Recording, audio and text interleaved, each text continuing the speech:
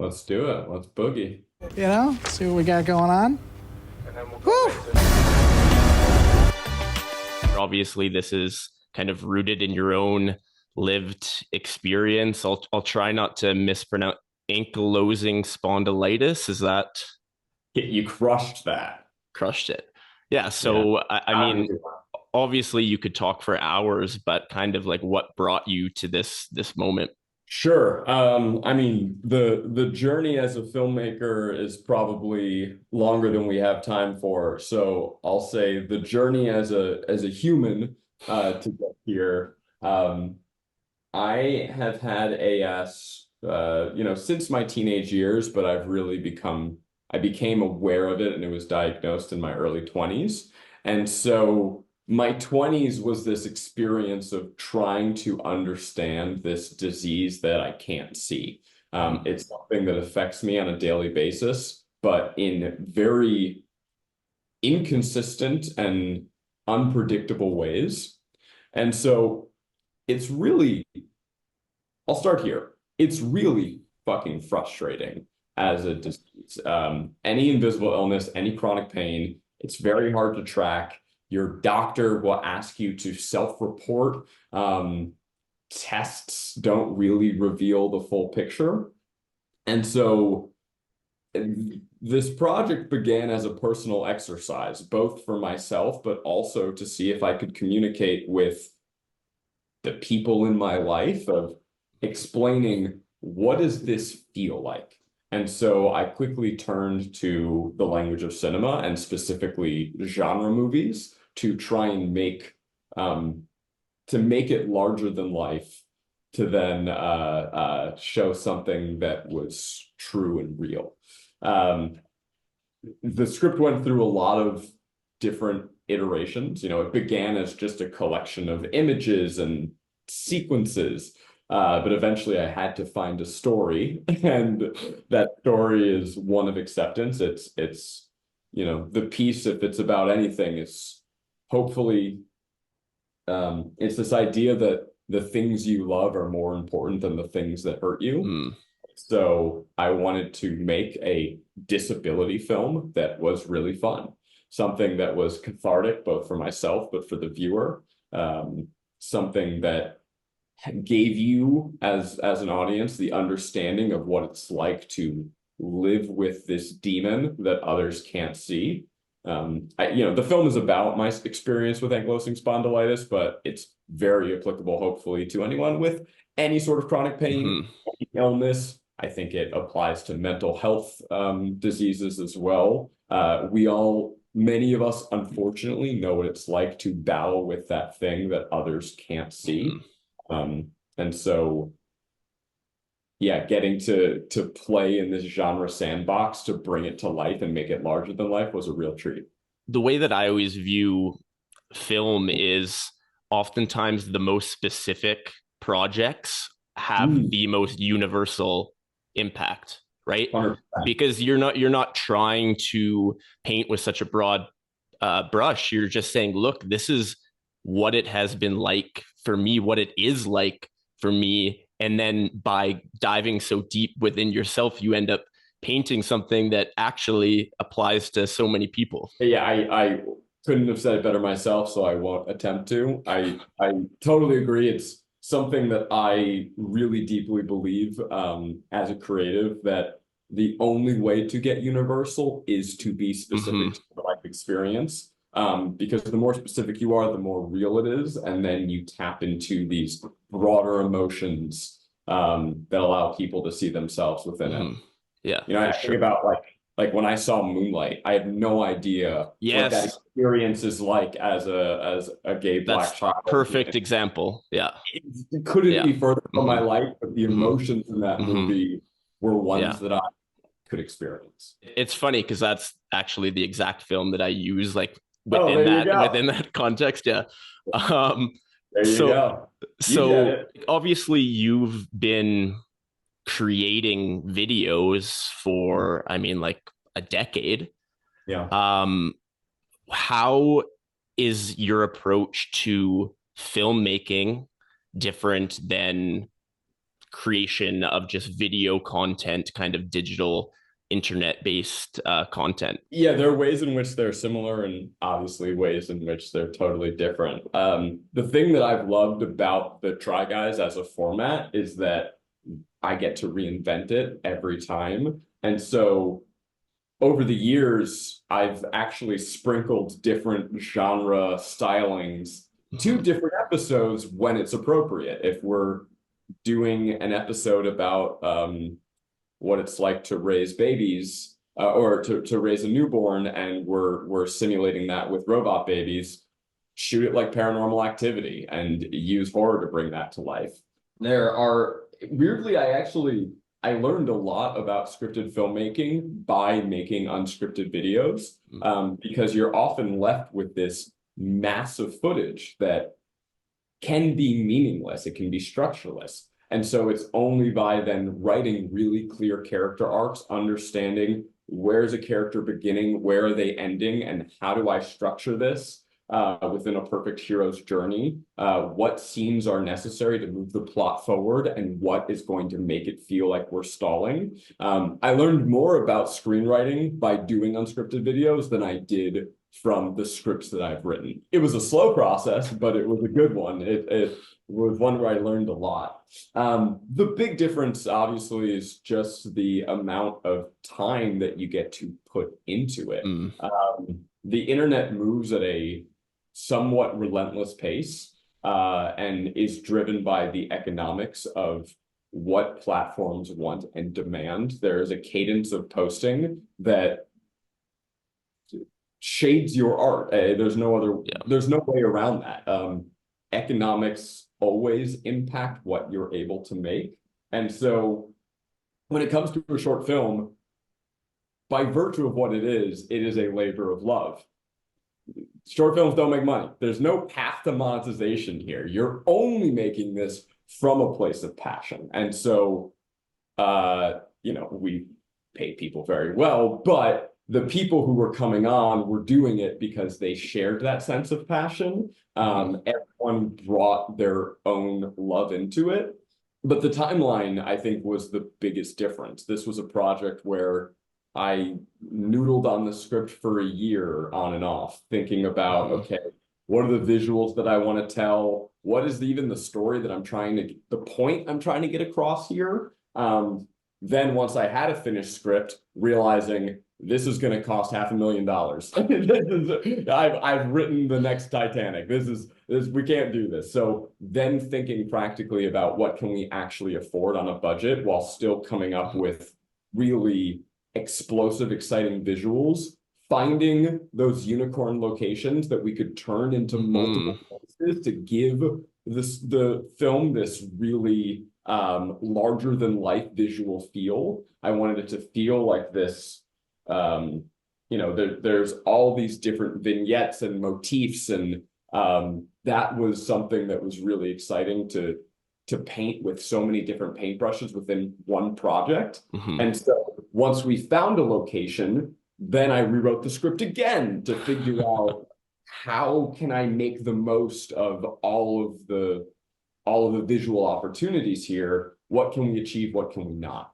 But then, when you talk about time too, getting the storyboard and really diving deep into thinking about costume and color and camera movement. And my DP and I, Topher Osborne, we really have a shared philosophy of economy of storytelling, which might sound weird. Like we both like simple cinematography. When you watch the film, you're going to say there's nothing simple about it.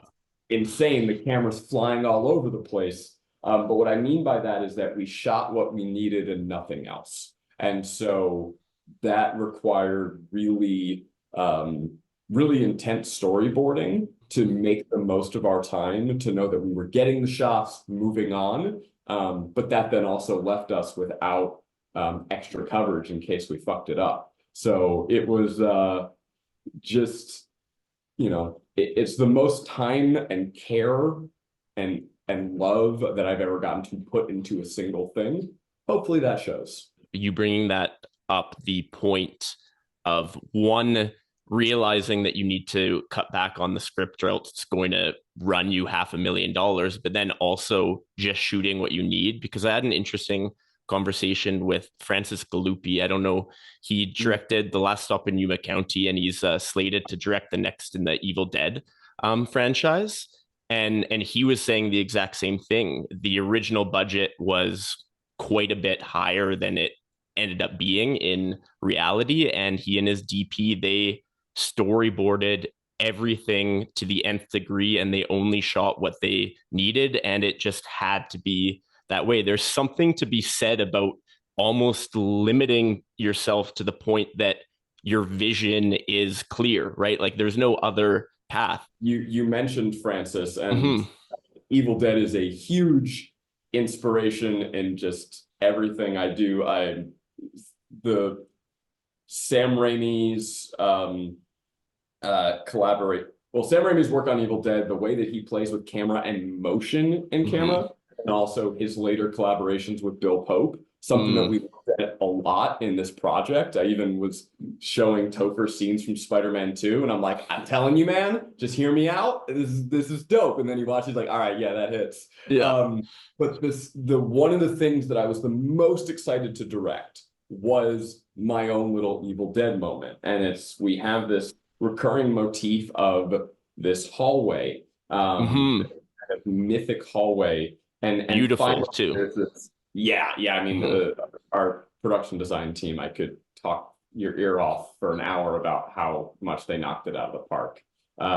We were scouting different hallways, and finally we found this like cement hallway, and they looked and they go, all the other hallways suck. I think we should just build one here.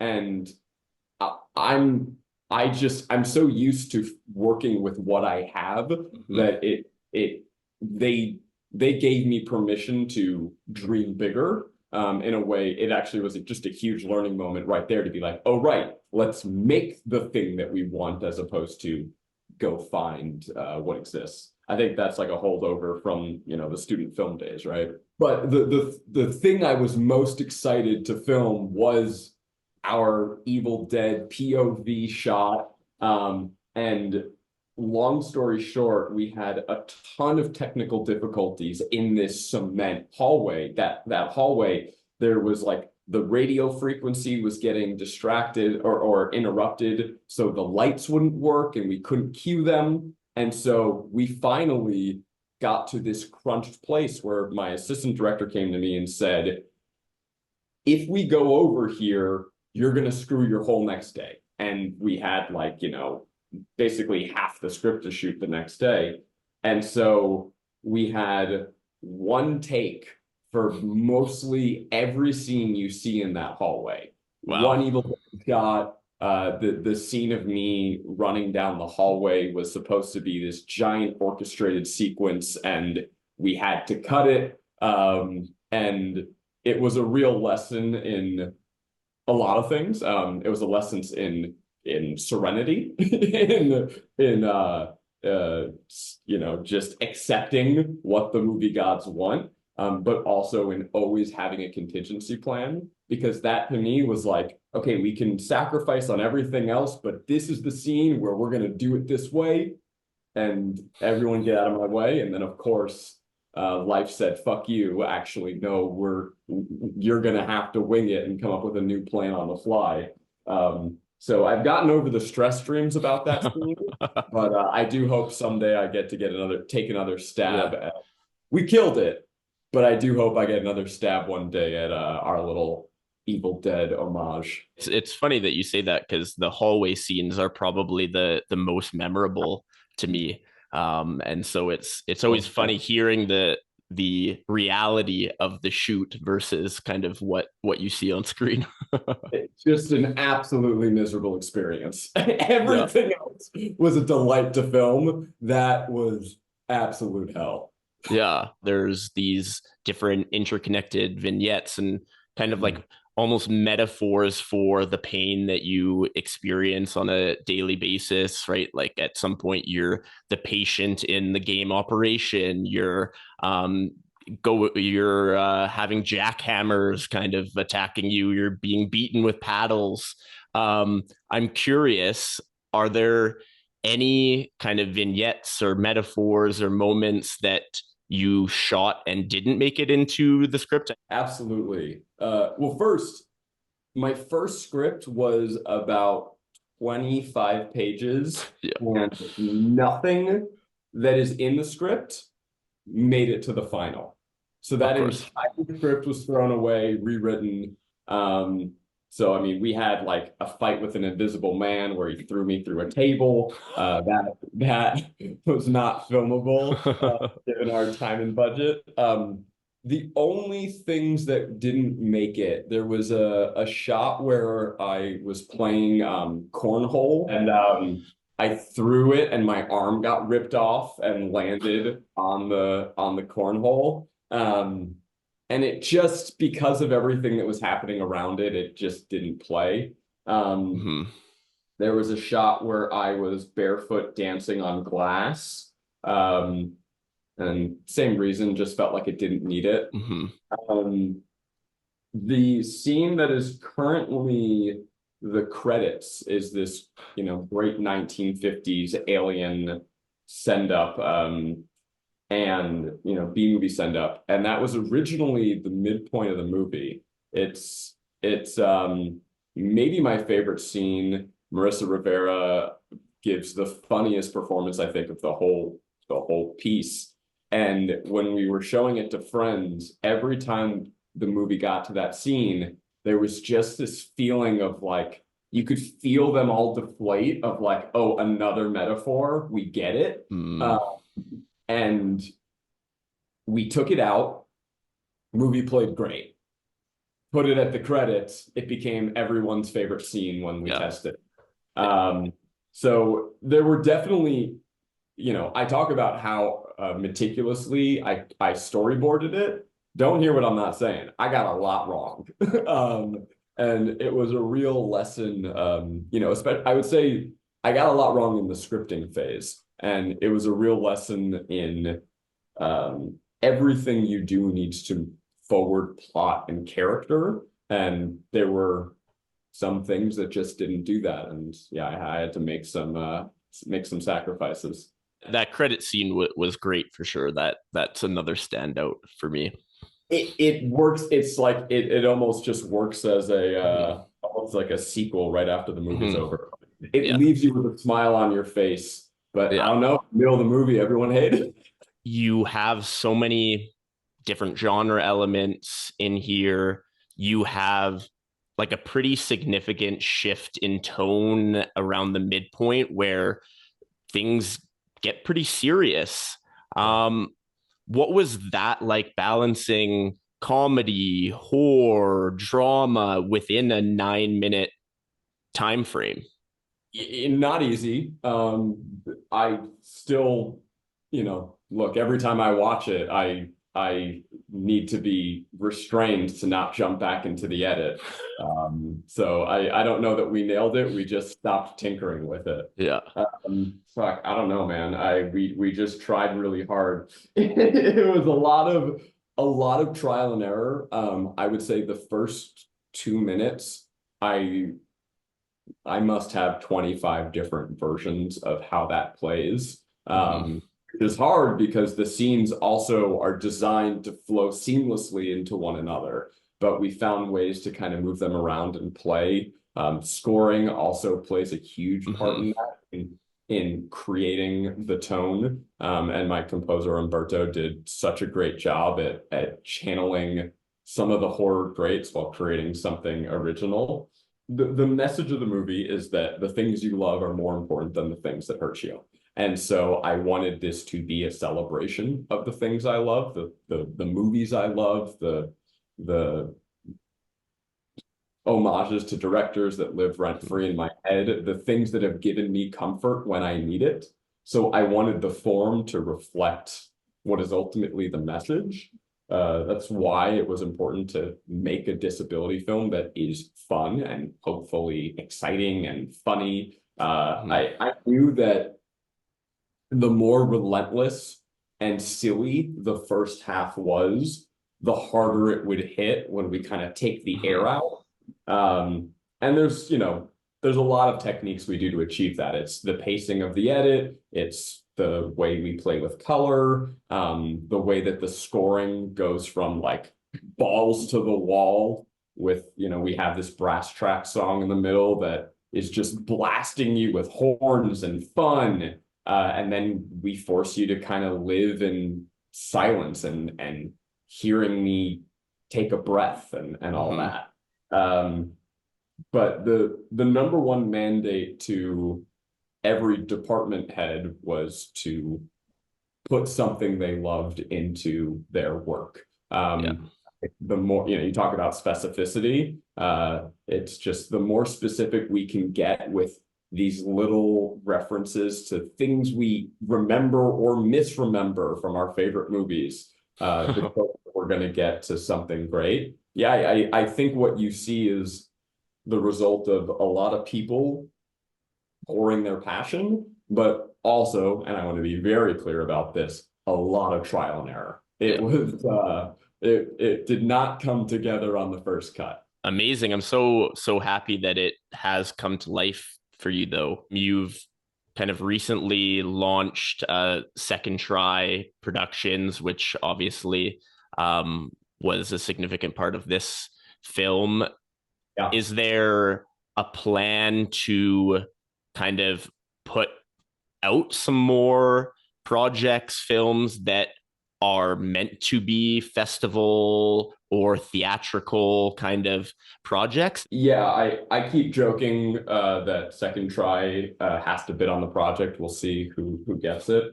No, the joy is I'm extremely lucky in that I have somewhere to distribute this short afterwards. Most shorts, some of the best shorts ever made don't end up with a place to be seen. So I'm incredibly lucky there. So once we're done with the festival run, we're going to be releasing the short on Second Try, later on YouTube. We also filmed a behind the scenes featurette that kind of goes into the personal journey, both like from a chronic pain perspective, but also the wish fulfillment as a director of getting to take on a project like this. So hopefully people will enjoy that. And yeah, I mean, Second Try, I think, has opened up this whole new world of opportunity for us as creatives to make things for a digital audience, but not beholden to the almighty algorithm. And so I would love to make more like this. The economics of a script, making anything scripted, whether it's shorts or like a TV series, it is certainly harder to do than making unscripted shows, but it's something that I'm really passionate about. If I can make a movie and know that people are going to show up to Second Try to watch it, that's a pretty cool thing. There must be like a push and pull with passion versus economics and right, like creating what you truly want to create versus creating what the algorithm wants you to create. Do you feel more kind of at peace with that tension? It probably is forever, but I definitely feel a lot more at peace. I mean, having Second Try has changed the game. Yes, for the first time in a decade, I'm making things from a place purely of love and passion, as opposed to trying to triangulate its success in a digital ecosystem.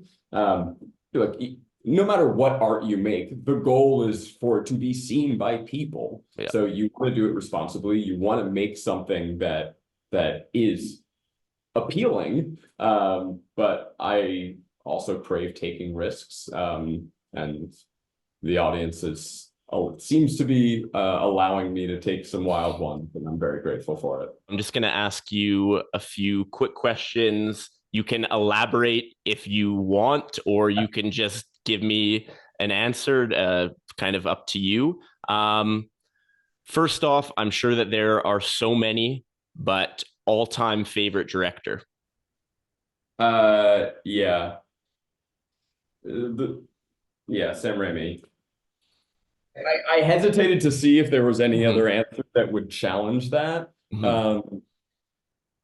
gun to my head, the Coen brothers are probably our best American directors outside of Spielberg. But when I think about the things that have brought me the most joy and what has infiltrated my DNA the most, it's probably Sam. And then can I also give a shout out? I love Keith Schofield. He's mostly music video and commercials, but he's someone I was lucky enough to work with early in my career, and I think his visual style is just so unbelievable. And there's a shot or two in this film that I lovingly tried my best to rip off from him. That's half of filmmaking, I think. Not my favorite director, but I realized the through line of many of my favorite movies is not a director, it's a cinematographer, and it's Bill Pope. Okay. Has worked with Sam Raimi a ton, but also with Edgar Wright. He shot Scott Pilgrim vs. the World. He also shot Blank Check. Really? Yeah, he's all over the place. What is not necessarily your favorite, not the best? Which film have you watched the most out of any film? The movie I've watched the most, Josie and the Pussycats. When I was in college, I had a DVD VHS combo player, and when I was driving to school, it got jammed, and so it became a VHS Josie and the Pussycats player. And I think that movie is grossly underrated. It was seen as trite when it came out, but is, I think, one of the best parodies or like cultural parodies that has ever been made, and a really insightful commentary on the TRL era. Love it. Last question. You have budget isn't an issue. You're making a film. You can have any actor in the world in your project. Who is your first call? Well, it's gotta be Nick Cage. Yeah. It's gotta be. How could you yeah, I mean, that seems like the right answer. I think Tilda Swinton would be cool. Ooh, I haven't even dared to dream this. Okay, this is good. This question will keep me up at night. Yeah. Well, I'm sorry for causing you to lose sleep. I know. That's fun. I might write you back with a list of 10 names. I'm gonna be thinking about this one. I would love that. I would love that. But Nick Cage, that's I would love Kirsten Dunst. I think she's just so okay.